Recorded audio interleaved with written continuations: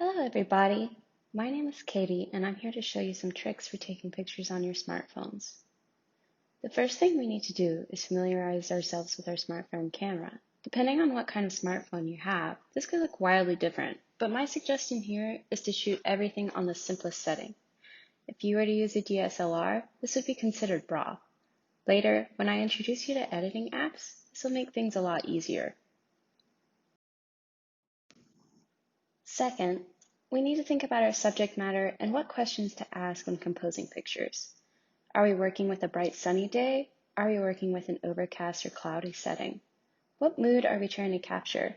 If we want high drama, we might look for a lot of contrast between light and dark. If we want something with less drama, especially for simple portraits or photos, you want to keep the lighting even and avoid harsh shadows or blowing out a lighter part of the picture.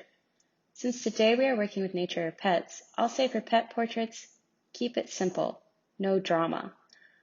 Also, think about things like, do you want portrait or landscape orientation? This means vertical or horizontal. It's all personal preference. Use the focus option on your camera. This is easy. Just tap the screen on what you want the focus of the photo to be. The settings will adjust themselves to properly light your subject. However, if you want more variability, tap the screen and drag up or down. You should see an icon appear as you do this, which will change the exposure, which means the amount of light coming into the photo. This is extremely useful, since if you just let the phone automatically correct your exposure, your photo might not turn out how you want it to look. Now for my favorite part, composition.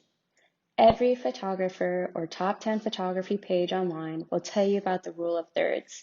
Think of your photo as a grid divided into 9 parts.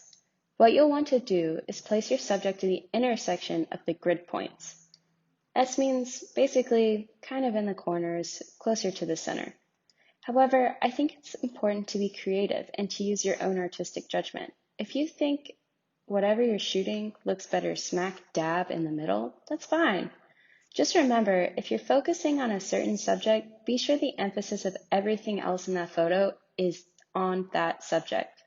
A flower may be beautiful and stand out on its own, but if it's surrounded out by a lot of noise, it won't be as noticeable. I want to talk a little bit about editing. Editing is very important.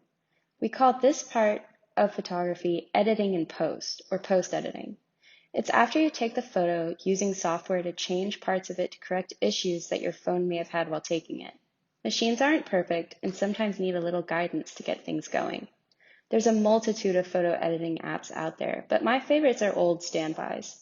Snapseed, which I like to use for fine-tuning edits, correcting an image that you might need a little more time to make, and VSCO for color editing and filters. I suggest messing around with each of these, but here's a few tips I usually use.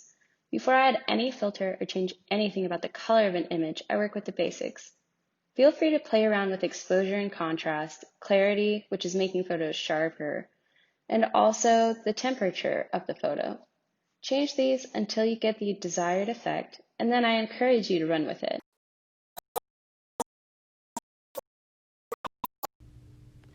Please join us for our teen smartphone photography contest. Watch our tips and tricks video on our Teen Garage Facebook page, and then decide what you want to take a picture of. The categories are animals, pets, or flowers or plants. Next, email us your best photo. Send it to lauren.hppl@gmail.com. Submissions will be accepted July 8th through the 31st. Once August hits, voting begins. The winner and runner-up will be announced at the end of the summer on August 14th.